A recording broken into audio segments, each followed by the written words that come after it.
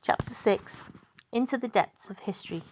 Archaim, Academy of the Wise Men.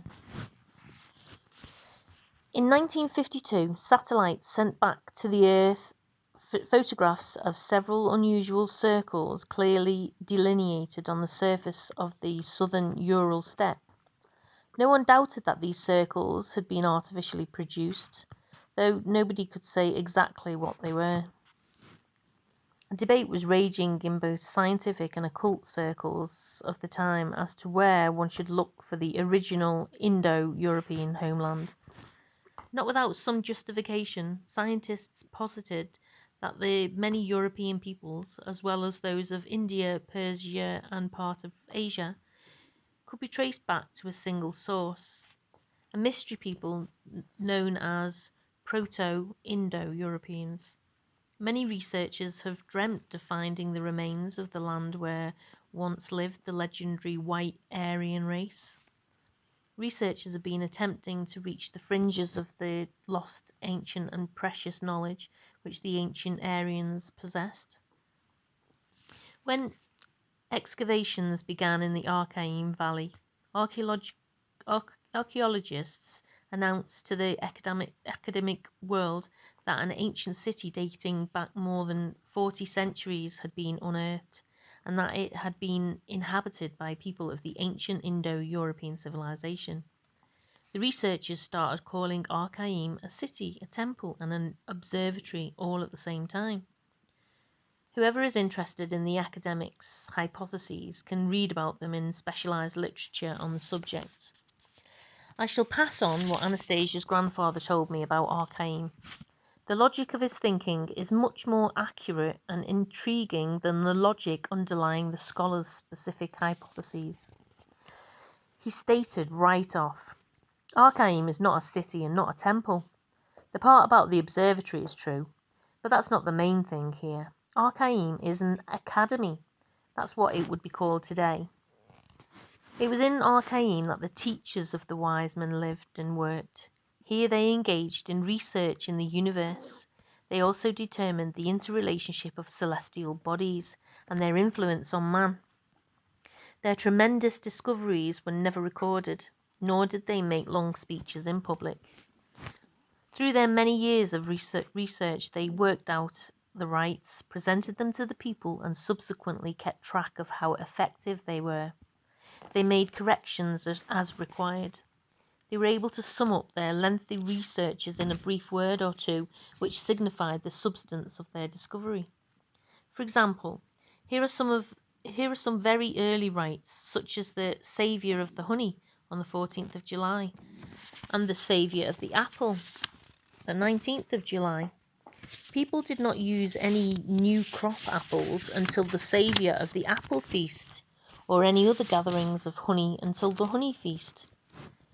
Through their lengthy researches and observations, the wise men discovered that up until this date, the apple does not give any significant benefit to man, even if it is ripe. And this goes far beyond just the apple. Many berries, edible herbs, and root vegetables beneficial to man ripened before the apple feast. If man began to eat apples too soon, he would not have room left for the produce that was more beneficial to him at this very time.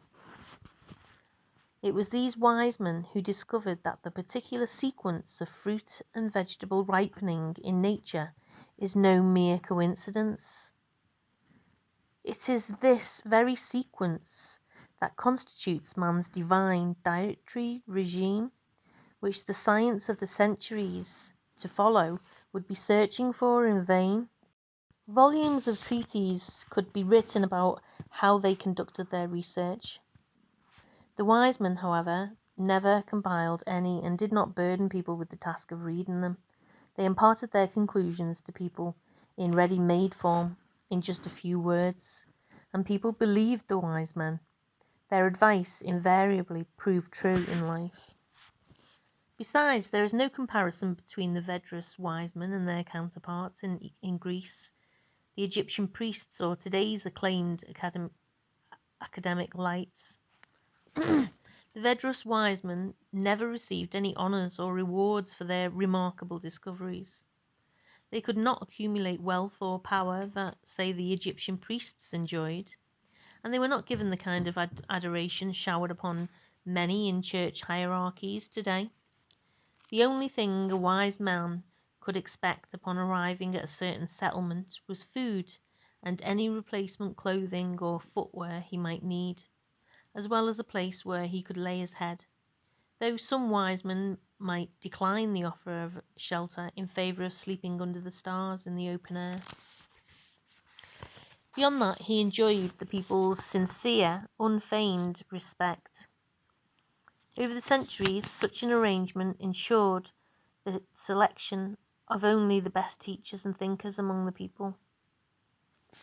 The receptive populace also showed their gratitude by building, according to the wise men's own designs, complexes like Archaim, where the wise men could retreat for meditation and a mutual sharing of thoughts. Here they would tell each other of their discoveries and describe the rites they had come up with based on their discoveries. It was something on the order of a supreme academic council. By the time most of the time, ordinary people didn't even know who was behind any given rite, or whom they had to thank for a particularly insightful and effective rite. There was one wise man, for example, an acclaimed philosopher, astronomer, and psychologist, who devoted 90 years to the study of how to combat the phenomenon we know today as telegony. He discovered a cure and offered people an effective remedy consisting of a rite of only 15 minutes in duration. True, the preparation for the rite took a lot longer. Why don't you ask Anastasia, Vladimir? She might tell you about it. Only, I'll say right off, this rite can be felt only through the understanding of the feelings of love possessed by our distant ancestors, the philosophy of their love. The further back you manage to go with your thought, the more you'll be able to make sense of the rite. To be more thoroughly persuaded of the truth of what Anastasia's grandfather has said regarding Archaim, let us take a look at its architecture. Archaim has the form of a circle with an exterior diameter of approximately 160 metres. As you can see, that's rather small for a city, but I shall still call it a city, as scholars at the moment are doing. It's surrounded by a 2-metre wide perimeter trench outside a massive exterior wall. The wall has 5.5 metres high and 5 metres thick. Was 5.5 metres high, 5 metres thick. There were 4 entrances in the wall, the largest facing southwest, and the other 3 were smaller, located on opposite sides. All the entrances led directly into the only ring road, about 5 metres wide, which separated the dwellings attached to the outer wall from the inner ring of walls. This ring road was covered with logs, under which, for the whole length of the street, ran a dugout 2 metres wide. Run a dugout 2-metre wide ditch, which connected round the perimeter trench. Thus, the city had its own storm drainage system. Surplus water would seep through the logs into the ditch and eventually into the perimeter trench. All the dwellings attached to the outer wall, like lemon segments, had doorways on the main street. No more than 35 dwellings were discovered around the outer circle. That's not much, even for a village. Next, we see the mysterious ring of the inner wall, which was even more massive than the outer one. 3 metres thick, it reached a height of 7 metres. According to the excavation findings, there was no entrance through this wall except for a small passageway at the southeast point. Hence, another 25 interior dwellings, identical to those around the outer perimeter wall, were practically cut off from everything by the thick, high inner wall. In order to reach the little passageway to the inner ring, one had to travel the whole length of the ring road. This had a hidden significance. Anyone entering the city had to travel the same path as the sun. Finally, Archaeum was crowned by a central plaza almost square in shape, approximately 25 by 27 meters. Judging by the traces of fire spread out in a particular pattern, this plaza was used for some kind of rites. Thus we see a schematic figure of a mandala, a square inside a circle. An ancient cosmogonic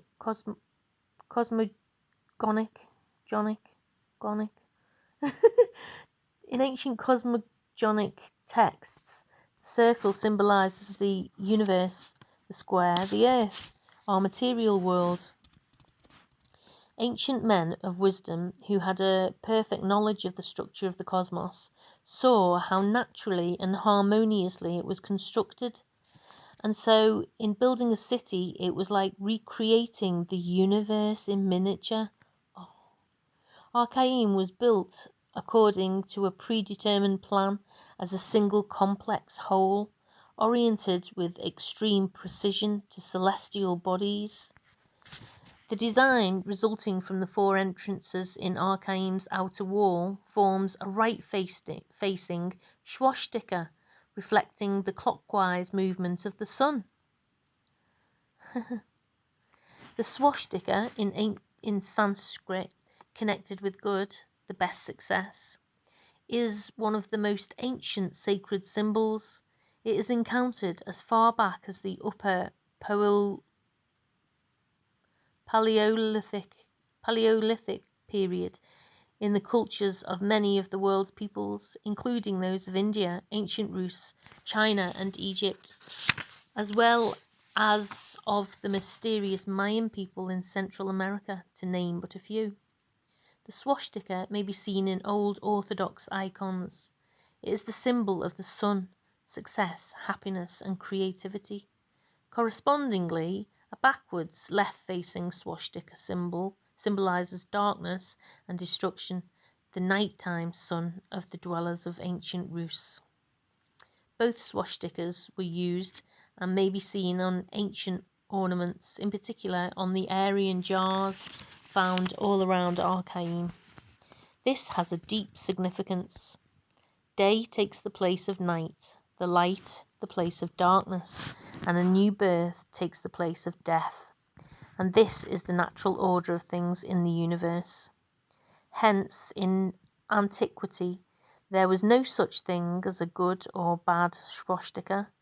They were perceived as a unified entity, like the energy of yin and yang in the Orient. Archaeum was outwardly beautiful, the ideal circular city marked by distinctive gate towers, burning torches, and a beautifully formed facade, probably featuring some kind of meaningful sacral pattern. Everything in Archaeum, after all, was fraught with meaning. Each dwelling was attached on one side to either the outer or inner wall and faced either the main ring road or the central plaza. In the improvised entrance hall to each dwelling was a special watercourse which emptied into the ditch under the main street. The ancient Aryans were thus provided with a sewer system.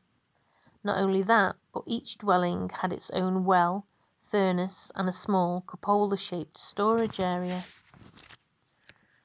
From each well above the water level, two earthen pipes branched out. One led to the furnace, the other to the storage area. What for? Quite brilliant, actually. We all know that if you glance down a well, you will invariably feel a current of cool air. So in the Aryan furnaces, this cool air passing through an earthen pipe created such a strong draught that it was capable of melting bronze with no need for bellows. There was a furnace like that in every dwelling, and all the ancient blacksmiths had to do was to perfect their craft and compete with their artistic rivals. The other earthen pipe leading to the storage area ensured a lower temperature there. The famous Russian astroarchaeologist Konstantinovich Bystrushkin researched Archaim as an astronomical observatory and came to the following conclusion. Archaim is not just a complex installation, but it is subtle in its complexity. In examining its schematics, one can easily see parallels with the well-known Stonehenge monument in England. For example, the diameter of the inner circle of Archaim is always reported as being exactly 85 metres. In fact, it is a circle with two radiuses, 40 metres and 43.2 metres. Try drawing it. Compare that to the radius of Stonehenge's Aubrey hole ring, which is also 43.2 metres. Stonehenge and Archaim are positioned at approximately the same latitude, and both are at the centre of a bowl-shaped valley. The distance between them is almost 4,000 kilometres. Researchers have determined that on the basis of all the known facts, Archaim amounts to a horizon observatory. Why a horizon observatory specifically? Because the measurings and observations made there are based on the moment of the rising and setting of the sun and the moon on the horizon. The recording of the moment of disengagement or touchdown of the lower edge of the disk on the horizon allows the accurate determination of the place of this event. If we keep track of sunrises on a daily basis, we should note that the actual point of sunrise shifts from day to day, reaching its northern limit on the 22nd of June. At this point, then moves south to its opposite apogee on the 22nd of December. This is part of the cosmic order. That means there are 4 visible points of observation of the sun each year. 2 points of sunrise on the 22nd of June and the 22nd of December, and 2 corresponding points of sunset on the western horizon. Add to these 2 more points, namely sunrise and sunset, during the equinox, the 22nd of March and the 22nd of September. This offered a sufficiently accurate determination of the length of a year.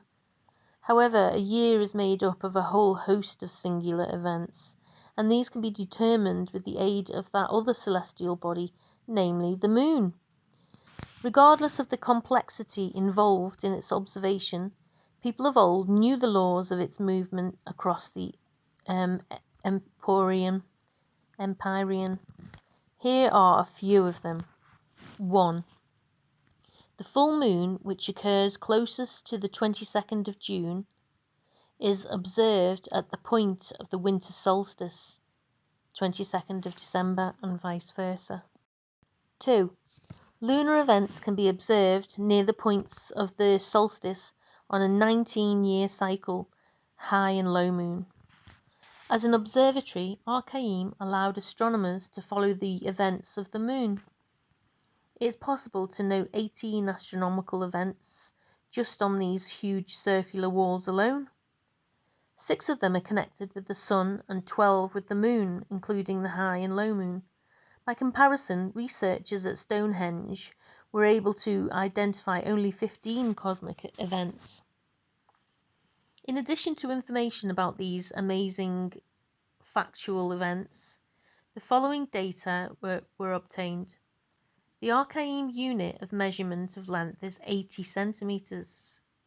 The centre of the inner circle shows a displacement from the centre of the outer circle by a factor of 5.25 Archaim units, which is close to the moon's orbital inclinations, 5.9 plus or minus 10 minutes. By Strushkin's opinion, this reflects the correlation between the orbits of the moon and the sun for the terrestrial observer. Correspondingly, Archaim's outer circle is dedicated to the moon, its inner circle to the sun. Not only that, but astroarchaeological measures have shown a link between some of Archaim's parameters and the wobbling of the Earth's axes. This is getting into some pretty sophisticated science, even in terms of modern astronomy. And so we see that by any stretch of the imagination, Archaim hardly falls under the category of city. Its extremely small rooms offer no accommodation for families, but serve as an ideal space for philosophical reflections. Historians know that in ancient times, so-called wise men were considered to be scientists and teachers. Consequently, it is possible that Archaim, as one of the most celebrated scientific centres, could have belonged exclusively to these wise men. There were simply no other scientists around in those times. It is also known that the wise men devised and adjusted their rites on the basis of their knowledge of the cosmos. The question is, what has become of these unique rites today? What kind of obscurantism has destroyed them or is concealing them from people's view? What is the message of sun gear? And now I shall like to bring to your attention some even more sensational news, eclipsing that of even the pyramids of Egypt or the ruins of ancient Rome. This information is also needed, as Anastasia's grandfather said, in order to better understand the phenomena and knowledge of the universe prevalent in our ancient forebears' time. And for that, we have to delve as deeply as possible into history. The Siberian recluse said, furthermore, if your thought can dig down to 3,000 years ago, you'll begin to gradually feel the knowledge of 3 millennia. If it can go as deep as 5,000 years, then 5 millennia. Though not everything you discover will be comprehensible to you, you actually need a minimum of 19,000 years. This attempt to dig into our country's historical past seemed to me utterly unfeasible. I was already prepared to go off to India or Tibet, where it is said you can learn more about our ancestors than here at home. But as it turned out, there was no need to go anywhere. Everything was available right here. And now I invite everyone reading these lines to cast his thought about our forebears more than 19,000 years back in time. The archaeological finds I am about to describe were made by mere chance on the outskirts of the city of Vladimir, which, according to official sources, is approximately 1,015 years old. In 1955, while excavating a clay pit mine for the Vladimir Ceramics factory, Alexander F. Nacharov discovered in one of the buckets the bones of some very large animal, which had been resting at a depth of 3 meters. Archaeologists were informed about the discovery. The first excavations thereafter simply astounded the scientists. Buried on the site were the remains of people, jewellery, clothing, ornamentation, and everyday objects, all testifying to some kind of ancient culture.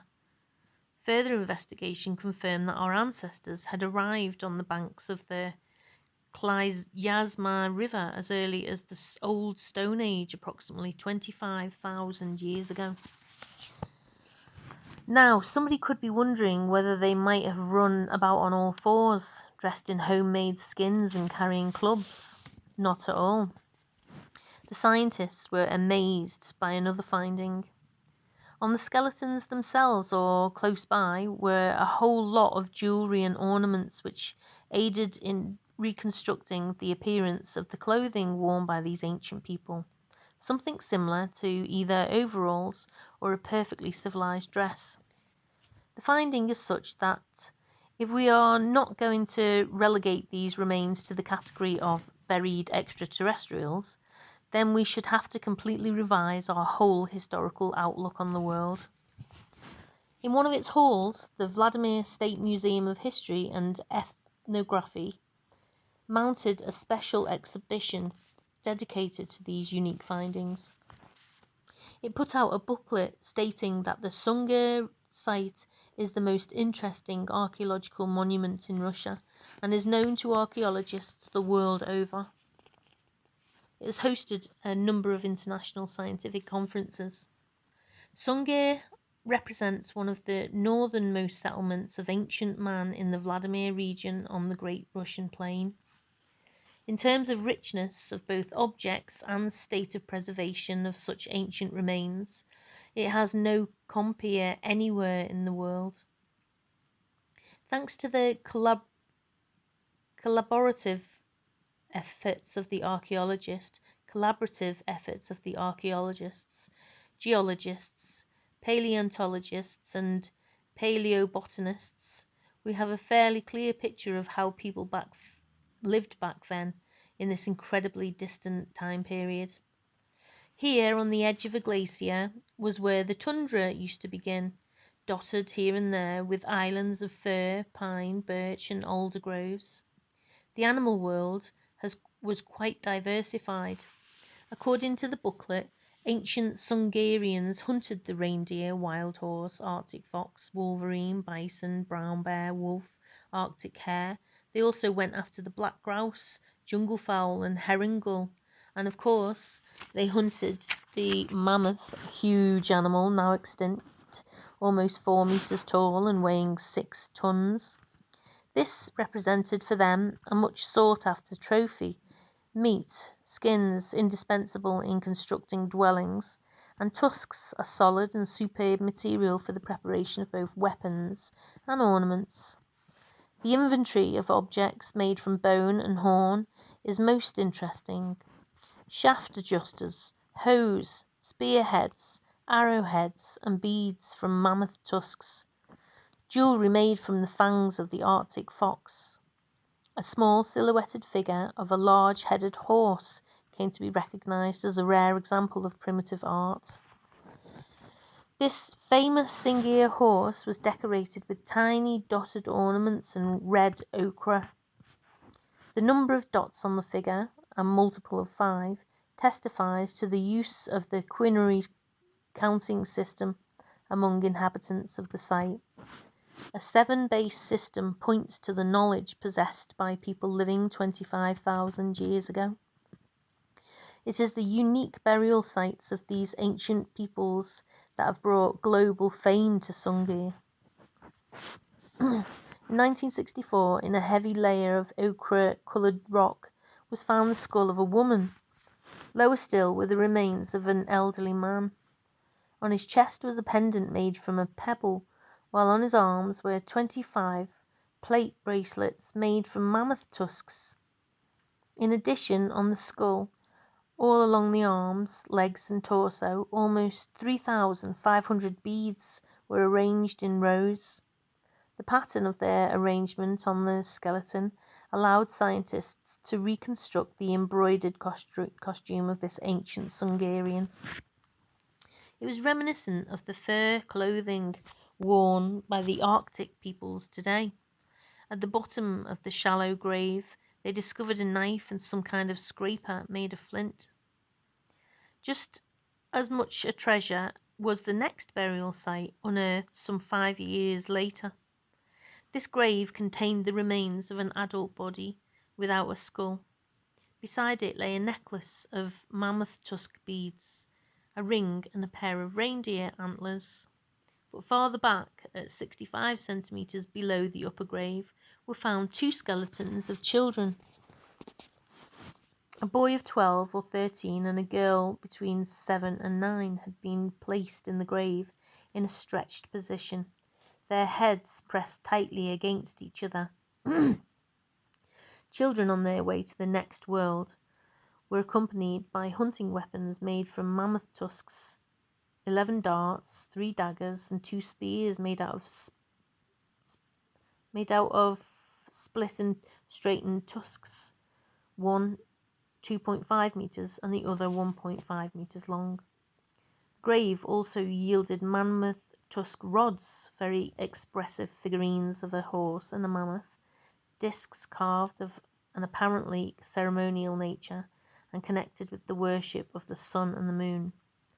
Children's clothing, too, was embroidered with thousands of little beads and fastened across the chest with pins made of bones. The back of the costume had been outfitted with threads of beads in the shape of animal tails. This finding testifies to the complex rite of burial and the developed religious beliefs of the ancient people of the Stone Age. One may confidently assume that they believed in the afterlife. Multidisciplinary archaeological investigations have been going on at Sungur, with a few interruptions, ever since 1956. For almost 20 years, the project was under the supervision of the famous archaeologist Dr. Otto Nikolaevich Beda, anthropologist M. Gerasimov, along with his students G.V. Lebedinskaya and T.S. Surnina, succeeded in reconstructing the external appearance of the ancient Sungarians. As is known, anthropologists are often able to reconstruct a person's face with sufficient accuracy on the basis of the skull. This offered a rare opportunity indeed to gaze upon the faces of ancient people, an opportunity I decided to take advantage of. A wise, intelligent-looking face on the adult male, a slightly sad expression on the young girl's face, a thoughtful one on the boy's. And yet the presumptions about hunting, and especially the mammoth, I believe, were not entirely accurate. I brought Anastasia's grandfather to this unique exhibition in the Vladimir Museum. The old fellow slowly made his way around the displays without stopping at any of them. Then he stood in the middle of the hall and bowed 3 times, each time shifting his position by 90 degrees. When I told him about the scientist's conclusions, he began to refute a good deal of it, explaining, "These people, Vladimir, never hunted mammoths. Mammoths were their household animals, and a very great help to the families. Also, a way of transporting heavy loads. They performed a greater variety of tasks than elephants do today in India, which are controlled by mahouts or drivers. Standing on a mammoth, the Sungarians could gather fruit from very tall trees and store them in woven bags and baskets and then carry them to wherever they liked. In the domain glades, the mammoths cleared out young underbrush from the forest, encroaching on the glades, or, depending on the task assigned, would shake and then pull up trees so as to enlarge the glade. Whenever people had to move from one place to another, they would load their belongings, utensils, and food supplies onto the mammoth. This was a very kind and industrious household animal. Even a small child could put his fingers round the end of its trunk and lead it about at will. Indeed, children often played with the mammoth, making it suck up water with its trunk and then give them a shower. The mammoth took great pleasure in watching how the youngsters jumped and squealed with joy.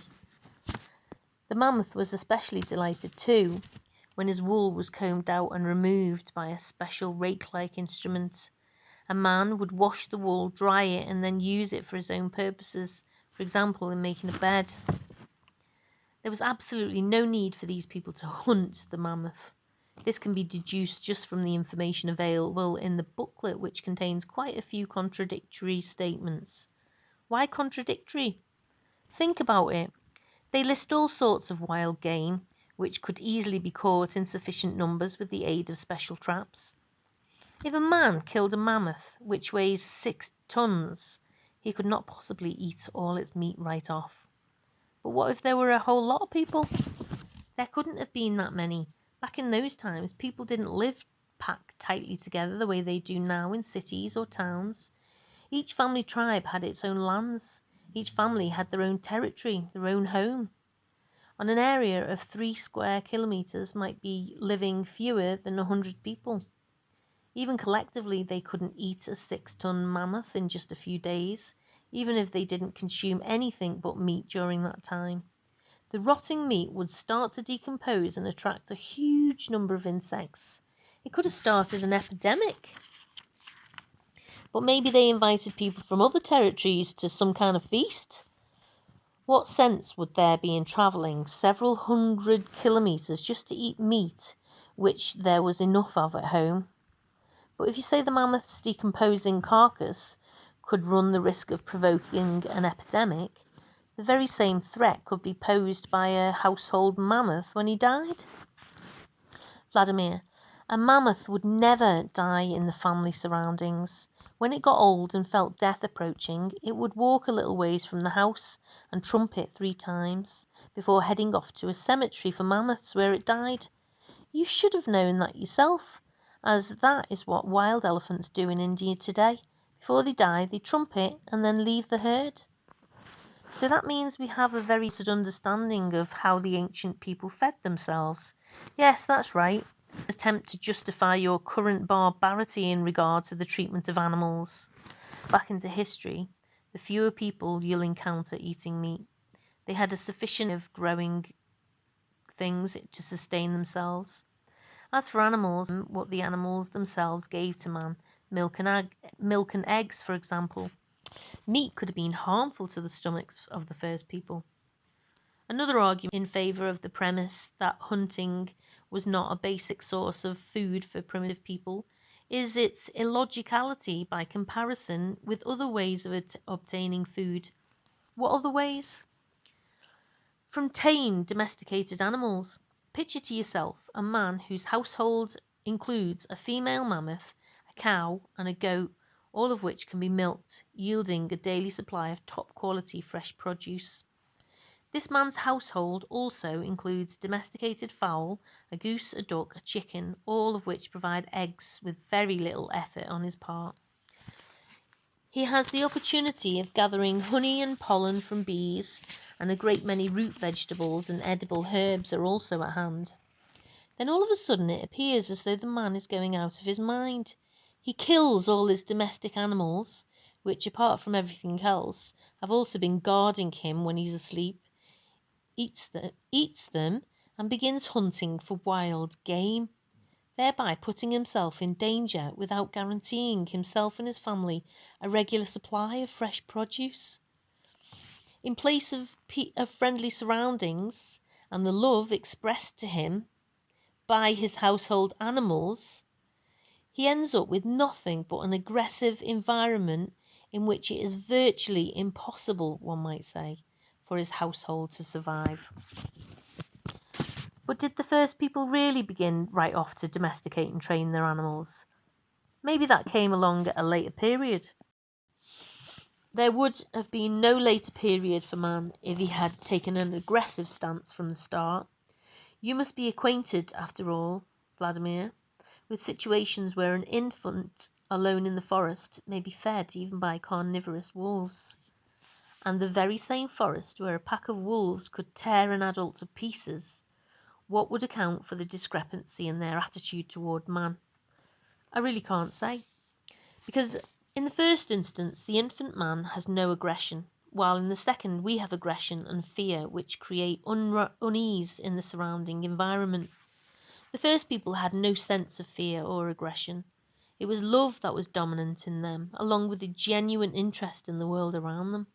Consequently, it was no effort to domesticate or train animals and birds. Their primary concern was to determine the purpose of every creature they encountered on the earth. This they did. As far as the animals go, you already know that they find their own highest benefit in man's feeling of love and care for them. Meat was first consumed by a less than complete man, one drained of the energy of love. It seems that he either went out of his mind or was infected with the most terrible disease, a disease which has come down to the present day.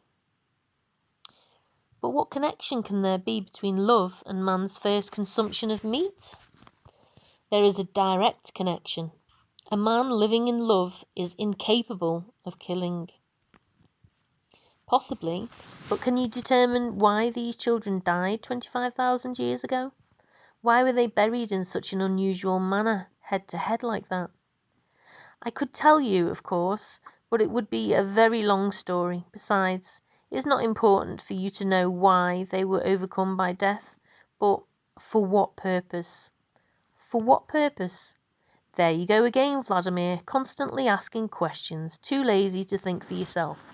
Only don't blame me for speaking like this, the way you did back in the Taiga when you let resentment take over. Think instead on the whole point of my telling you things. What I say will bring you more harm than good if you don't begin to think for yourself. I speak and you listen, and instead of working out your own conclusions in your thought, you are merely taking note of mine. You have set yourself up a goal of finding conditions in the past under which love could remain with people forever, and then reintroducing them in this present day. That's fine, the path is correct, and the goal is the most important of all. You are trying to determine how many ages ago love began to dwell with people. Look, here is a date right before your eyes. Think about it.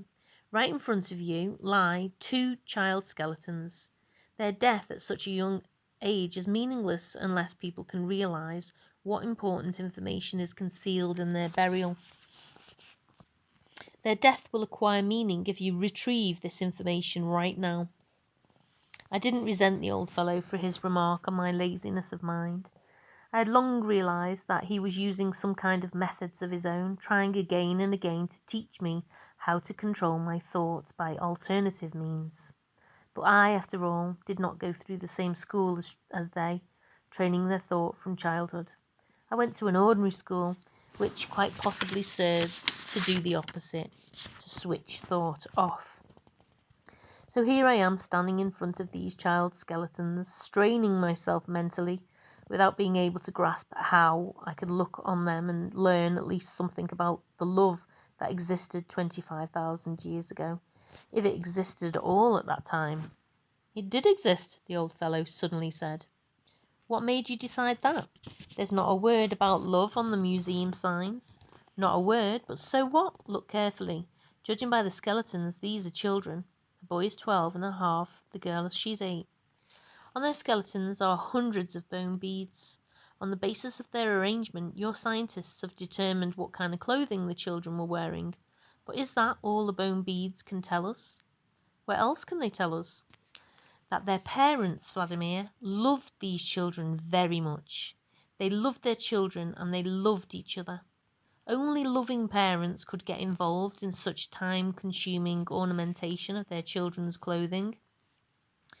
We can also tell that they had more than enough free time for artistic pursuits and for designing and then making fine clothing.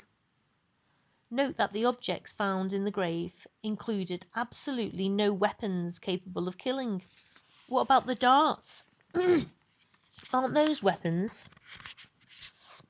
Of course not. And they're not even harpoons for catching fish, since there are no barbs on the ends. The end of the object they've called a dart is not even sharp. A thin, lightweight dart like that could hardly kill or even wound any creature. Then what was this object used for? For training and controlling animals. See how it resembles a stick animal trainers use today. Elephant drivers, for example, use sticks like that to control their chargers. But why did they need to make them out of bone? They could have also taken a real stick and not wasted time straightening out the bone and putting ornaments onto it. A wooden stick couldn't last very long.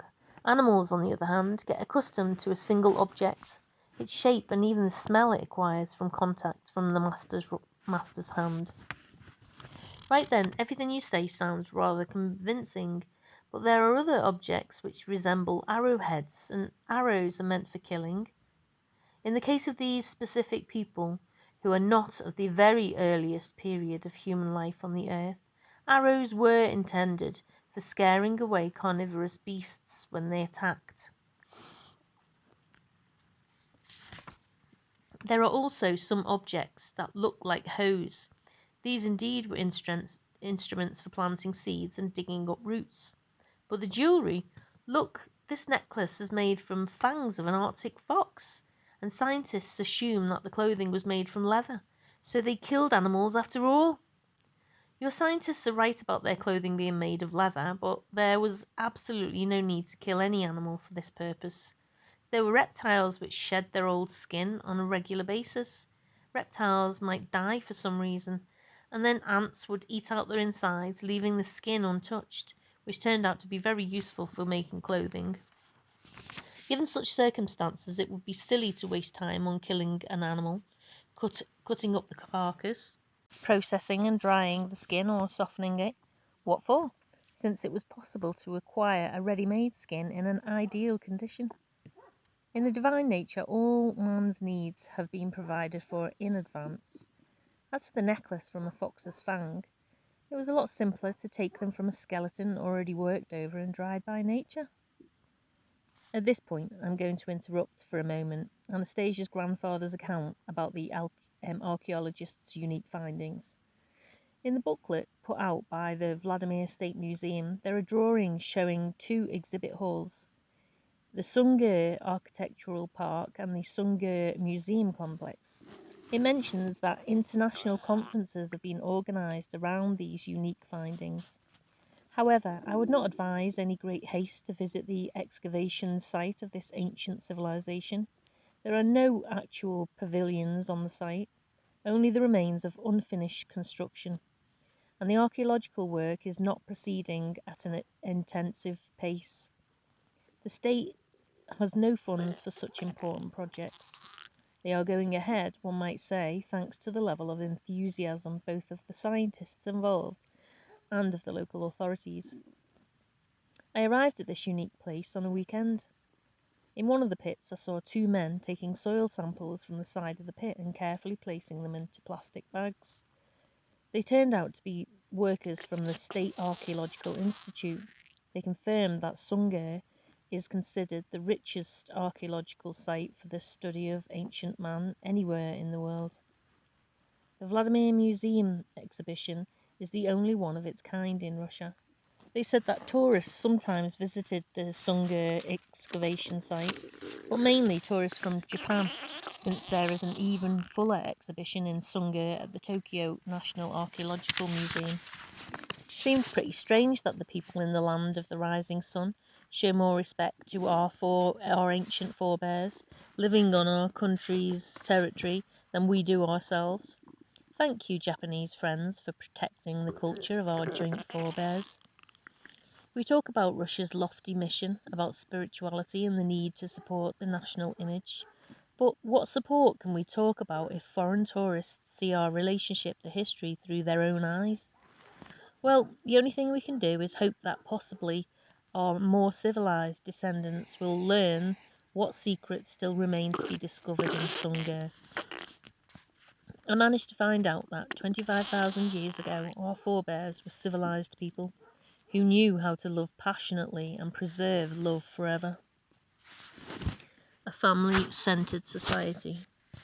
To all appearances, in order to bring back lost effective traditions and rites capable of preserving love in families, it would seem necessary to obtain full information about the life of our forebears. To that end, we must delve even deeper into our historical past, right down to the family-centred society, when a husband and wife who loved family, a friendly family community together with their children, grandchildren.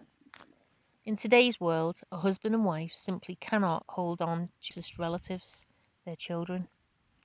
No sooner do their offspring approach than they try to get out from under their parents' wing. They go off in a university residence or rent an apartment, often at considerable expense, but they still go. And we're not just talking about children. Many couples separate even before children come along, or shortly after their appearance. The family community-centred society existed many millennia in Rus, before the princes came along. It was characterised by an absence of divorce and stronger family units, in comparison with subsequent social structures in our history. Only genuine love is capable of starting a family line. In the past, it was much easier for grown children to leave the family than today. I'm talking about the early period in Rus, before the arrival of the princes. If two young people who loved each other weren't happy with their relationships with their parents, They could leave home and set up their own dwelling on whatever territory they took a fancy to. They could start by nourishing themselves on what they found in the forest. Then they would till the ground and establish a household. But they didn't go away. That means the founders of the family line treated them with an understanding and love. We need to study this period and from it draw into our modern way of life grains of logic capable of helping build strong families today. But how? By what means can we access information about this era in people's lives when Russian history describes only the Christian period? Another factor necessitating an investigation into our people's historical past is the importance of determining whether the ancient rites and culture disappeared all by themselves, having outlived their usefulness, or whether the traditions of many millennia were deliberately destroyed. If they disappeared all on their own, then there is no point in digging into the historical past, since the people themselves rejected their ancient culture, not seeing it as useful, which means it would not be accepted today either. If, on the other hand, the ancient traditions were deliberately destroyed, then we must look into the question of by whom and for what purpose. We must seek them out, find them, and present them to society for evaluation. It's possible the ancient rites and traditions conceal within themselves such important secrets of human existence that without uncovering them, we shall continue to move toward an abyss, die out, and torment ourselves with family strife. We often talk about large-scale wars. Family conflict, however, is often more painful for each of its participants than news about war in Iraq or events in Israel. Recalling everything I knew about ancient Russian history, I decided that, strange as it may seem at first glance, the only thread leading through the vast labyrinth of historical falsehoods was the conqueror Genghis Khan. In other words, the 300-year period of the so-called Tarto-Mongol yoke in Rus. Why? Because this period began shortly after the Christianization of Rus, when the traditions of our ancestors had not yet been completely annihilated. Not only that, but Genghis Khan was just about the brightest, most interesting and enlightened personality of his time. It's not only that he and his descendants conquered half the world, but it is fascinating to see how they did it. I can tell you right off that their army played only a secondary role in this process. We know from various historical sources that Genghis Khan sent expeditions to many lands as far away as China and India, which supplied him with wise men. He spent a great deal of time conversing with men of wisdom. He was attempting to determine the purpose of human existence on the earth and to find immortality. In other words, he was gathering the wisdom of various peoples and could well have possessed information about the social structure of ancient Rus. And it turned out, in fact, that he did. I am convinced that it was thanks to this information that his family, his sons and great-grandchildren were able to hold the so-called elite of many countries in subjection over the centuries. And I mean exactly that. It wasn't countries or their peoples that he held in subjection, but their elites that were usurping the peoples of these countries. Somebody might wonder what on earth the knowledge of ancient family traditions and love-preserving rites has to do with the successful subjugation of states. You shouldn't be surprised. There is a simple, direct relationship, and such knowledge is more powerful than millions of soldiers' swords or even the most state-of-the-art weaponry. I shall not bother describing the whole 300-year period of the Tartaro-Mongolian hold on Rus. I shall cite just one episode, albeit a very typical and interesting episode, the subjugation of the Vladimir Suzdal Principality, on which I have collected information from various sources. Let's try to arrive at some conclusions together. A mysterious manoeuvre. Chronicles, modern historical sources, and church literature all talk about a mysterious and even secretive manoeuvre on the part of Batu Khan, grandson to Genghis Khan, on the outskirts of the city of Vladimir in 1238. What is the mystery here? This is how the chronicles tell it. Having taken Ryazan in 1237, in the spring of 1238, Batu Khan and his cavalry pushed their way into the city of Suzdal. As subsequently reported in a multitude of ecclesiastical sources, he burnt Suzdal, exterminated part of the population, and took the remaining part captive. A lot is said in these sources about the atrocities committed against the people. Secular historians, on the other hand, describe the situation more accurately and impartially. Thus, for example, in the materials available in the Vladimir Suzdal State Museum, the event is described as follows. The Tartars set up their camps at the city of Vladimir, while they themselves went and took Suzdal, and plundered the Holy Mother of God Cathedral, and burnt the prince's court, and burnt the monastery of Saint Dimitri, and plundered others, and the old monks and nuns, and the priests, and the blind, and the lame, and the deaf, and the labour-weary, and all other people were slaughtered, while the young monks and priests, and their wives, and the deacons with their wives, and their daughters, and their sons, all these were led away to the Tartars' camps, and they themselves went to Vladimir. As we can see, Batu Khan did not take anywhere near the whole population captive, and he killed off the old high-ranking monks and took the young ones captive.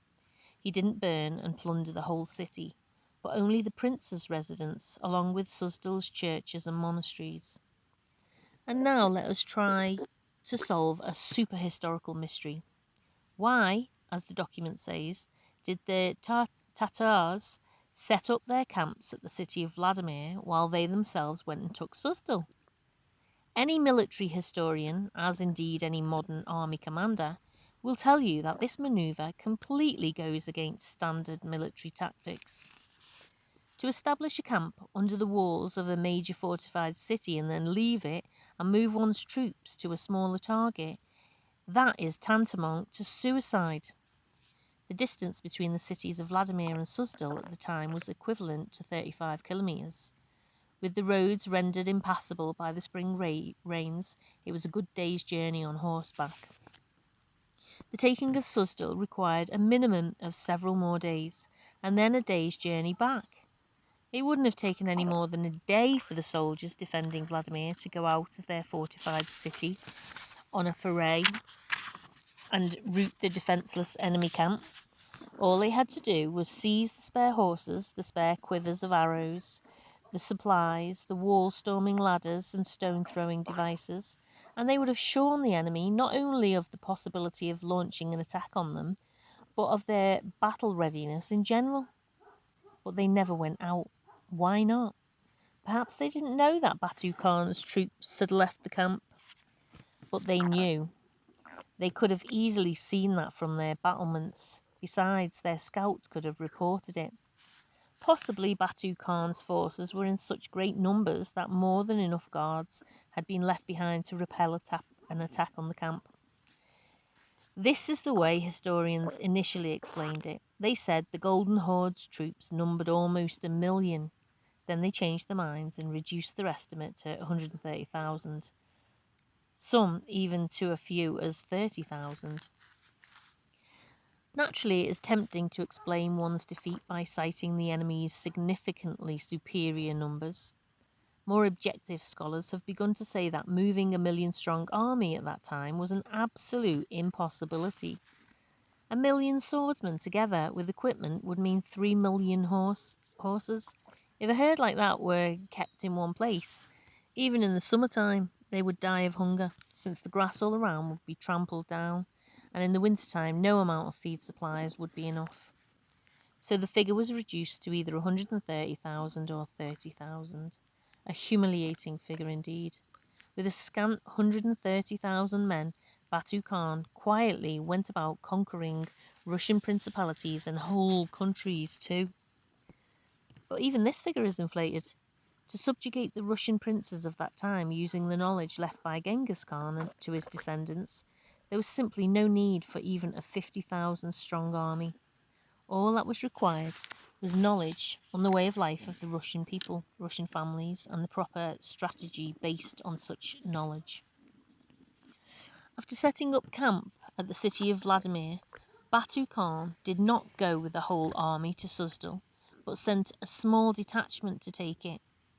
This is why the people of Vladimir did not leave their fortified city to rout the camp and destroy the enemy's military facilities. Do you know how many days and nights it took for Batu Khan's small detachment to conquer one of Rus's spiritual capitals of the time? Surrounded, as it was, by more than a half-dozen monastery fortresses, this legendary city of Suzdal? No time at all. He simply arrived, entered the city, and burnt the prince's residence. The prince, meanwhile, had fled together with his armed garrison. It was no effort to cut down every last one of the high-ranked clergy and take the young monks captive. And the Mongols later caught up with the prince and the garrison at the Sit River and destroyed them too. How could that be, someone may wonder? Where were the brave Russian people, their indomitable and freedom-loving spirit? I can tell you right off that there was nothing wrong with the Russian people and their spirit. Logic suggests that the people applauded Batu Khan's small detachment on its return journey from Suzdal. They served kvass and braga to the warriors along the whole route back to their camp at Vladimir. The reason is that the people of that time did not look upon Suzdal as their city. Rather, they viewed its royal inhabitants as traitors and its clergy as foreign aggressors and enslavers. This led to the flare-up of a number of rebellions on the part of the people against unbearable oppression. Documents at the Vladimir Suzdal State Museum put it this way. By the end of the 13th century, Suzdal had 8 monasteries.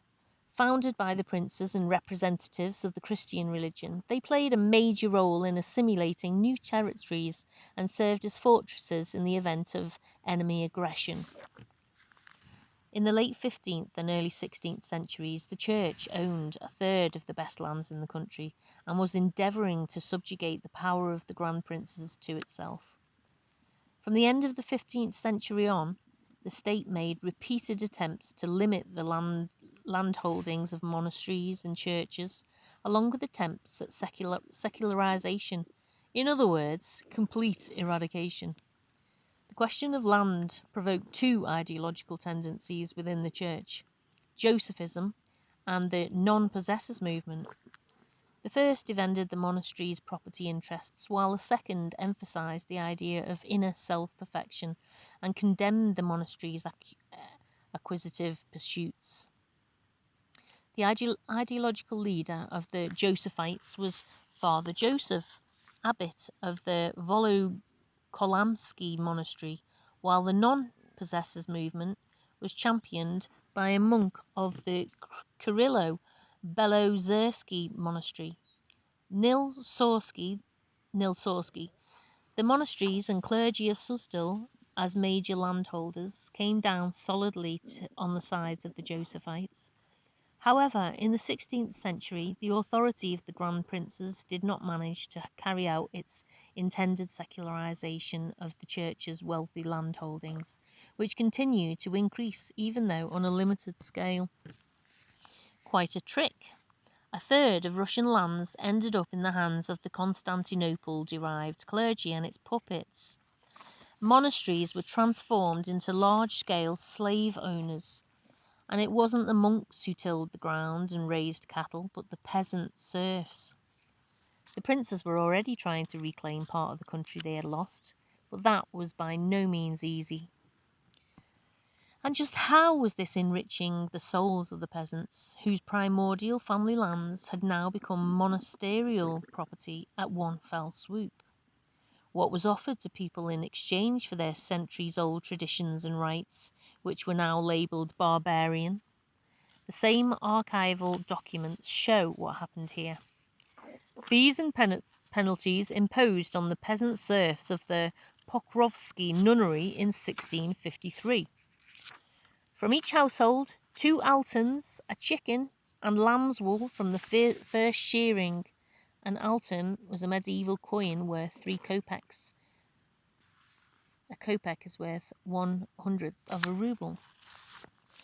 On the purchase of a horse, 2 dengas. A denga is a medieval coin worth half a kopek. And the cow, 1 denga. On the sale of grain, horses, cows, hay, 1 alton for each ruble received. Log houses, 1 denga per internal corner. For settling disputes regarding field lands, 2 altons, 2 dengas. Regarding household lands, 4 altons, 2 dengas. Court fees.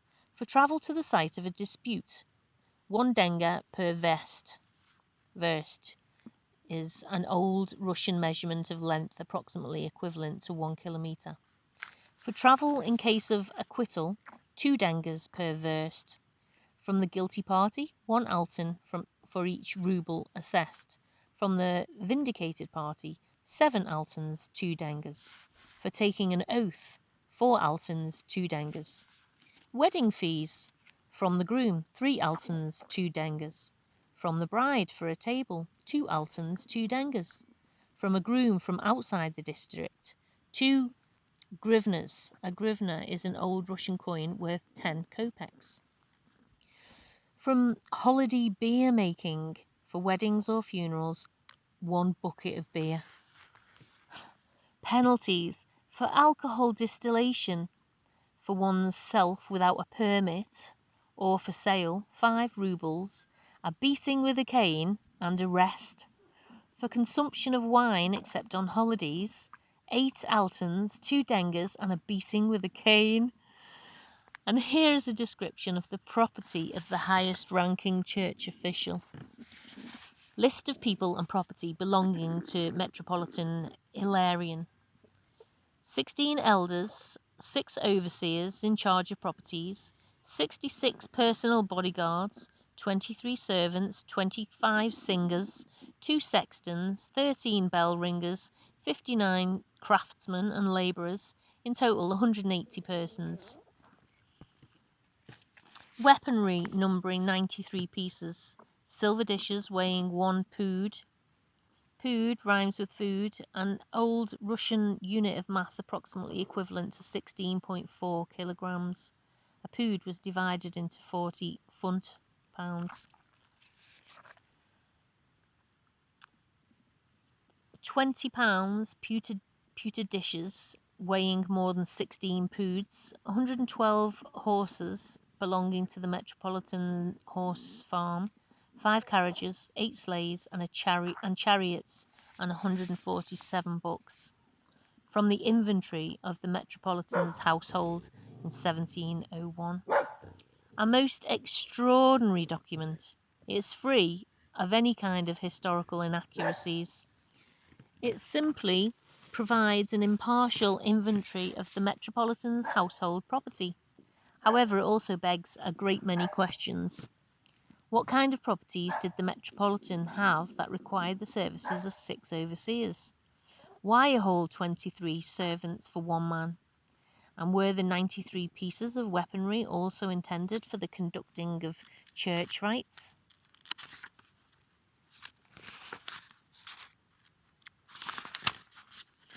Note that none of this was the monastery's property, it was just the Metropolitan's personal effects. The monastery had its own. Just who was such a large contingent of guards supposed to protect the Metropolitan from? He had more bodyguards than the first American presidents. The large contingent of guards, like the high monastery walls, were designed to protect the Metropolitan from the Russian people, of course. The walls of the Suzdal monasteries had no strategic significance in terms of military policy. But why then do almost all historical sources describe the high monastery walls with their embrasures as fortresses designed to protect the people from the enemy? Why were not these so-called fortresses capable of holding out for at least a month? Because they weren't at all designed for defence against an external aggressor, let alone a smart one. For the soldiers under Genghis Khan's grandson, in any case, such fortifications were no more than a distraction. If the possessors of these mock fortresses had not acceded to the enemy's demand for immediate surrender, the Mongols would have thrown up an embankment a little higher than the walls and dragged their stone-throwing devices up onto it. There are many possible scenarios here. One of them involved putting a bag into the stone launcher attached to a long rope and launching the bag over the monastery wall. Before it hit the ground, the bag would have become undone, showering the people hiding behind the wall with infected meat. After all they had to do was shoot the people as they attempted to escape through the main entrance gate. The only thing that the high monastery walls served as a protection against was their own people, the peasant serfs, or rather the monastery slaves, who from time to time rebelled. It was none other than the Constantinople clergy who applied their lofty spirituality in the inculcation of serf law in Rus. One document from the Suzdal Museum archives attests to the following. Church landholdings prevailed in Suzdal in the 17th century as they had before. Monasteries and the metropolitan's residents were major feudal landlords with enormous financial resources at their command, not to mention the free labour from many thousands of peasants. Thus the Spaso-Yevimiev monastery placed fifth among all Russian church-based feudal landlords. Its prosperity depended wholly upon land grants and contributions. In the second half of the 17th century, the earlier established fiefdoms did not increase in size, as the inordinate expansion of monastery lands was held in check by the state. The peasants were subject to a double exploitation, first by the landowners, the corvée and tribute system, and secondly by the state, taxes payable in both money and kind.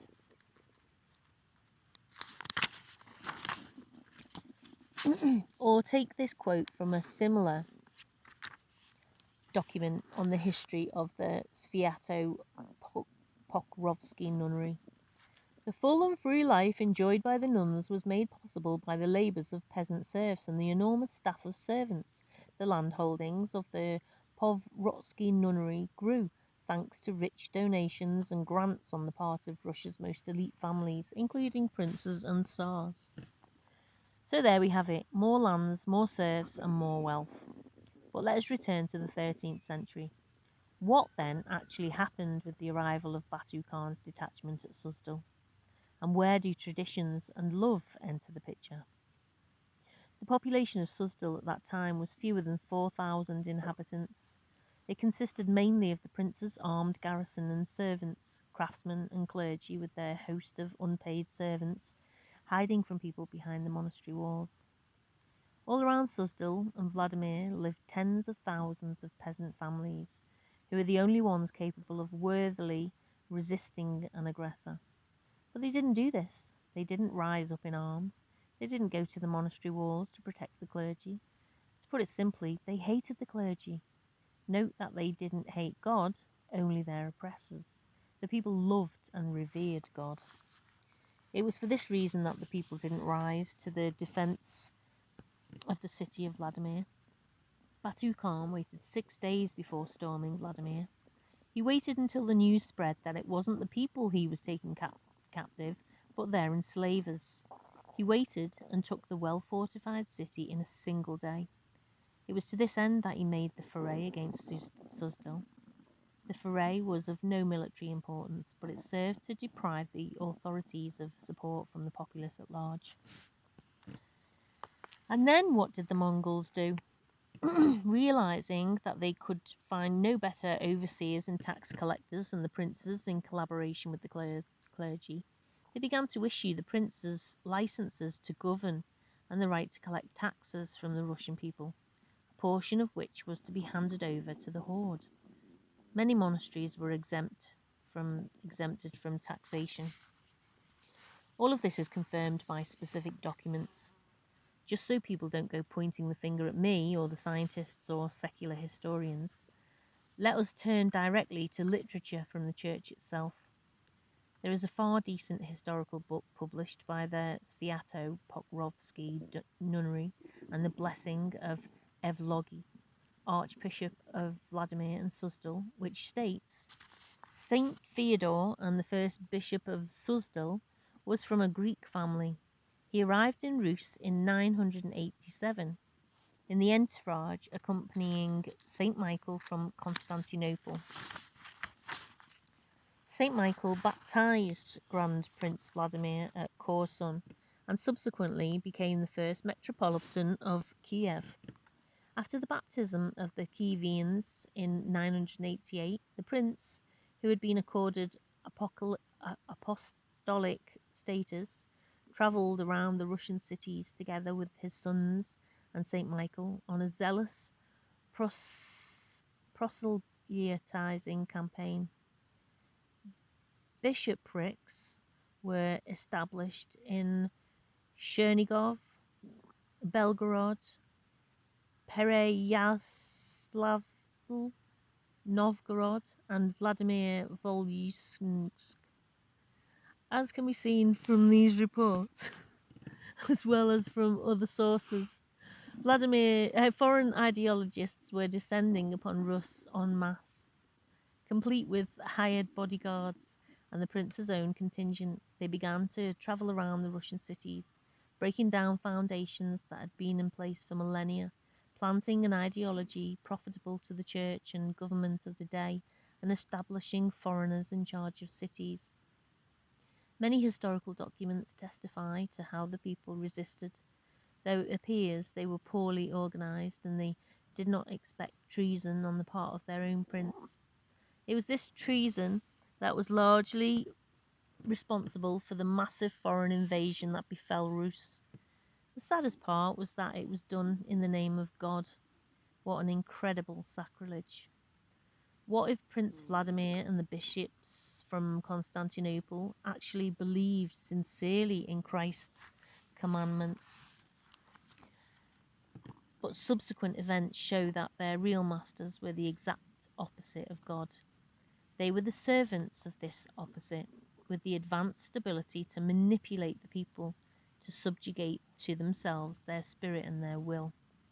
They suggested to man, "You are God's slave," actually meaning, "You are my slave." And man began to forget that God was not and cannot have slaves. Man is the son of God, his beloved son. All the quotations reproduced in this book are taken from historical documents. I gained access to them not by going to some super secret archives, but simply by paying 15 rubles to get into the State Museum and 30 rubles for the right to take pictures. I photographed the displays set up for general viewing. One of them was entitled "Monasteries as Ecclesiastical Feudal Landlords." And that is by no means the only official state source. There are many of them. One that exerts an immeasurably greater influence, for example, especially on the young, is a grade 10 high school textbook published by Prosveshcheny in 2003, recommended by the Ministry of Education of the Russian Federation. This is a high-quality publication under the editorship of A.N. Sakharov and V.I. Buganov. On page 63, it says, along with this, the church persecuted the old folk pagan culture and came out against the Roman model of Christianity, calling it Latinism and apostasy.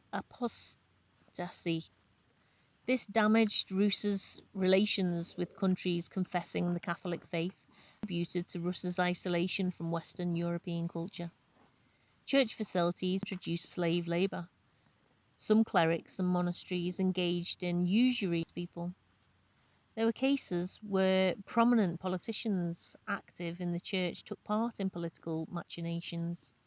Thus there frequently arose a discrepancy between the words of the church and its deeds, and this provoked a feeling of discontent among the people. The textbook also mentions that Prince Vladimir, who baptized Rus in 987, was the son of Sviatoslav by a slave of his mother's named Malusha.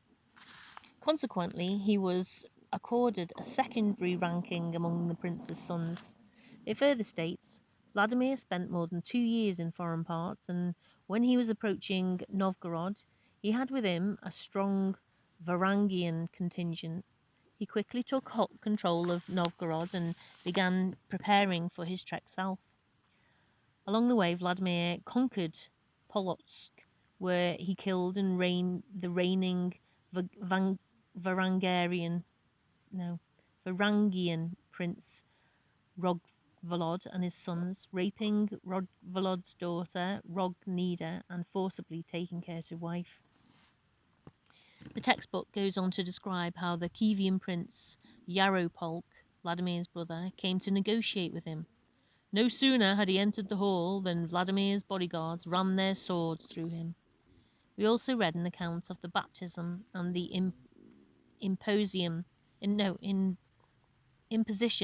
of a sacramental obligation to pay the church 10% of the tribute collected from the people. It should be remembered that at the time the church was in subjugation to the Patriarchate of Constantinople.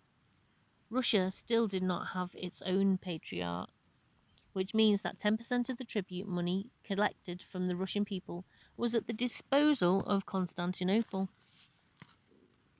Might it not be in historical facts like these that we uncover an answer to the question as to why the people didn't rise to the church's defence when Peter the Great closed a third of all Russian monasteries and melted down church bells to produce cannon, or when Catherine the Great went about secularising, i.e. confiscating, monastery landholdings, which meant that formerly wealthy monks were obliged to beg for food and live at the mercy of the Tsar.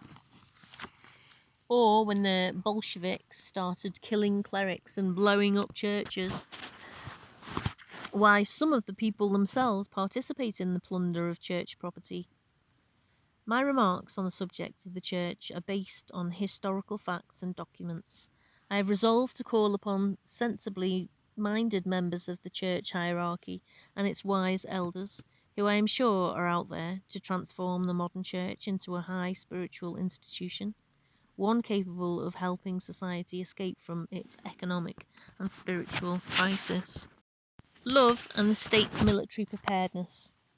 But what link can there possibly be, readers might wonder, between the conquest of Russia and love? The connection is quite direct. After seizing Russian lands, enslaving the Russian peasants, prohibiting rites capable of leading to love, the Constantinople assault force thereby began to hinder the formation of strong, loving families, and especially family domains.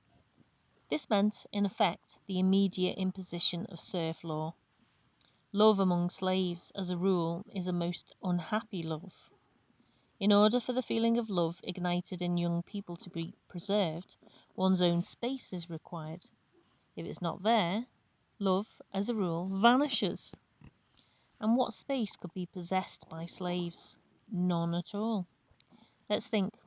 Why, over the many millennia before the princes came to Rus, was our territory never conquered? There was the Egyptian army, after all, and the Roman legions. But all these hosts, with all their well-trained and well-equipped soldiers, did not succeed in conquering our lands. To answer this question, let us suppose that Genghis Khan's troops had launched an invasion of pre-Christian Rus. At that time, the territory of our present-day country was inhabited almost exclusively by people living in family communities. At the approach of any army, no matter what its size, the members of the community would hide part of their food supplies, take the remainder with them, along with their household livestock, and head off into the forest. Their horses and cows were loaded up with family belongings.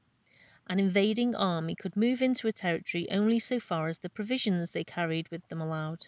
But this was already an army on its last legs. The return journey would be impossible. They couldn't go hunting in the forest, as that had to be done in small groups. Any larger groupings would scare away the game. But once they penetrated the forest, small groups would quickly fall into traps and perish. They ate, for the most part, the meat of their own emaciated horses, whose numbers kept rapidly decreasing, so that any kind of movement became exceedingly difficult. Our ancestors would set up a whole bunch of clever traps all along the route of the foe's retreat, both in the forests and on the rivers. For example, they would sink a huge tree with prickly branches and stretch a table tied to the tree across the water and fastened to its other end on the shore.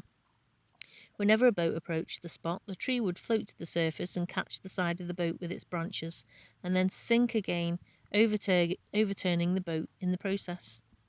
In the meantime, the retreating soldiers would be met with a hail of arrows and harpoons launched from the shore.